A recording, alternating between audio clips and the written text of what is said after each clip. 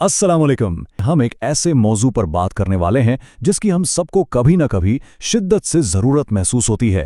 रूहानी इलाज, सच्ची तौबा और इस्तग़फ़ार।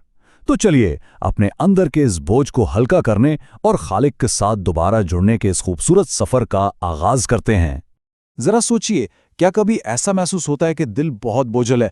मतलब बज़ाहिर ज़िंदगी में सब कुछ बिल्कुल ठीक चल रहा है, रोज़मर्रा की नमाजें और इबादत भी हो रही हैं, लेकिन अंदर एक अजीब सा खालीपन है, एक बेसुकूनी सी छाई हुई है। हम में से अक्सर लोग इस कैफियत से गुजरते हैं, और सच पूछें तो इसकी सबसे बड़ी वजह हमारे वो गुनाह और गलतियां हैं जिनकी हमने अभी तक सच्ची तौबा नहीं की। यही वो अनदेखा बोझ है जो हमारी रूह को थका देता है और इंसान को अंदर से बिल्कुल खोखला करके रख देता है।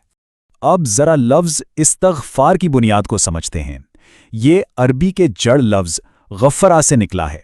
इसका मतलब है ढांपना, छुपाना या माफ़ कर देना।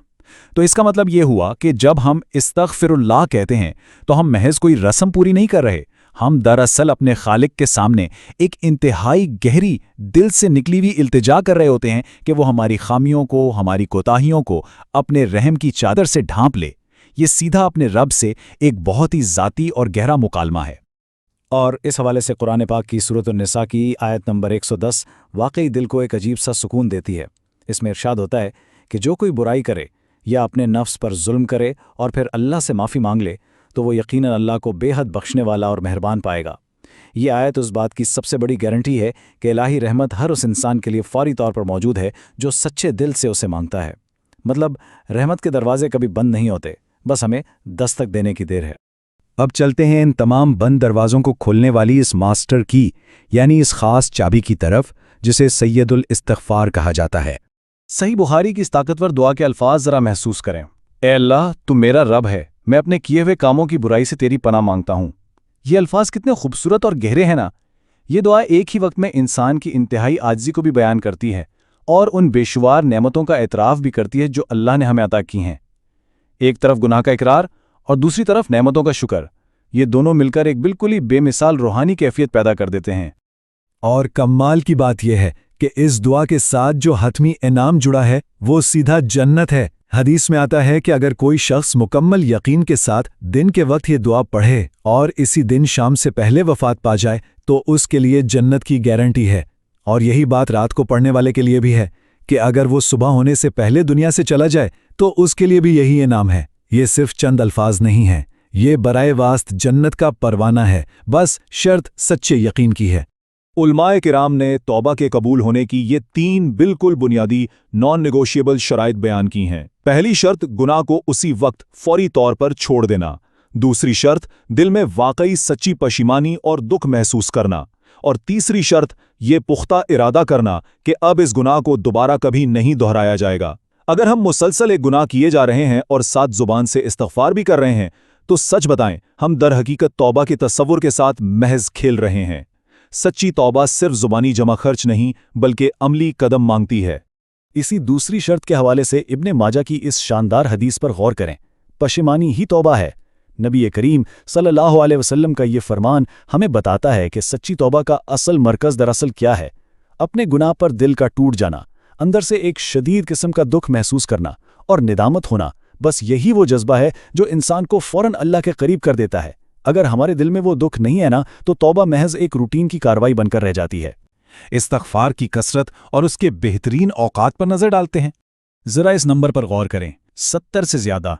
हमारे प्यारे नबी हज़रत मोहम्मद सल्लल्लाहु अलैहि वसल्लम, जिनका कोई गुनाह नहीं था, जो सरापा मासूम थे, उन्होंने कसम खाकर फरमाया कि वो दिन में 70 बार से ज़्यादा अल्लाह से इस्तिग़फ़ार और तौबा करते थे। ये बात वाकई इंसान को हैरान कर देती है। अगर वो मुबारक हस्ती दिन में इतनी बार माफ़ी मांगती थीं तो हम आम इंसान जिनसे रोज़ाना न जाने कितनी दानिस्ता और गैर दानिस्ता गलतियां हो जाती हैं, हमें दिन में कितनी बार इस्तिग़फ़ार करना चाहिए, ज़रा सोचने की बात है। रोज़मर्रा ज़िंदगी में ये कुछ ख़ास औक़ात हैं जो इस्तिग़फ़ार के लिए इंतहाई ताकतवर माने जाते हैं। सहरी का वक्त यानी तहज्जुद के बाद और फजर से पहले, जब इलाही रहमत बिल्कुल उरूज पर होती है।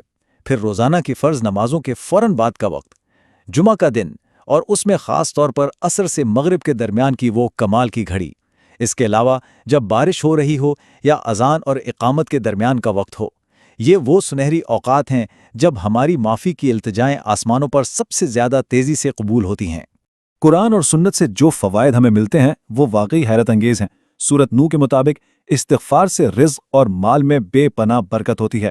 یہ ہماری روزمرہ زندگی کے انگزائٹی، پریشانیوں اور ذہنی دباؤ سے نجات دلاتا ہے۔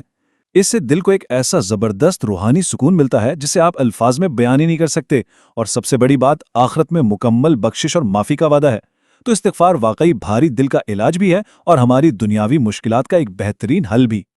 حضرت عبداللہ بن عباس رضی اللہ عنہما سے روایت کی گئی ابو داؤد کی یہ حدیث ان تمام فوائد کی 100% تصدیق کرتی ہے۔ اس کے مطابق جو شخص استغفار کو لازم پکڑ لے، اللہ اسے ہر تنگی سے راہ نکال دے گا، ہر غم سے آزادی دے گا اور اسے ایسی جگہ سے رزق دے گا جہاں سے وہ گمان بھی نہیں کر سکتا۔ یہ حدیث اس بات کا کھلا ثبوت ہے کہ استغفار در حقیقت ہر بند دروازے کو کھولنے کی وہ ماسٹر کی ہے۔ یہ زندگی کے ان راستوں سے رزق اور سکون لے کر آتا ہے جو کبھی ہمارے وہم و گمان میں بھی نہیں ہوتے۔ روزمرہ کا عمل یہ ہونا چاہیے کہ ہر نماز کے بعد کم از کم 3 بار استغفار کہیں اور ہر صبح اٹھ کر 1 بار سید الاستغفار ضرور پڑھیں۔ آئیے ایک لمحے کے لیے رکتے ہیں اور سچے دل سے اس عادت کو آج ہی بلکہ ابھی سے شروع کرنے کا ارادہ کرتے ہیں۔ یقین مانیں، بس یہی وہ نقطۂ آغاز ہے جو پوری زندگی بدل کر رکھ سکتا ہے۔ تو آخر میں بس یہ انتہائی گہرا اور فکر انگیز سوال رہ جاتا ہے، کیا واقعی کوئی گناہ الہی رحمت سے بڑا ہو سکتا ہے؟ اس کا جواب ہے بالکل بھی نہیں، ناممکن۔ اللہ کی رحمت کی کوئی حد نہیں اور توبہ کا دروازہ ہر وقت کھلا ہے۔ بس شرط یہ ہے کہ ہم واپس پلٹنے والے بنیں، اپنے اندر کی روحانیت کو زندہ رکھیں اور اس عمل کو روزمرہ کا لازمی حصہ بنائیں۔ اس سفر میں ساتھ رہنے کا بہت بہت شکریہ۔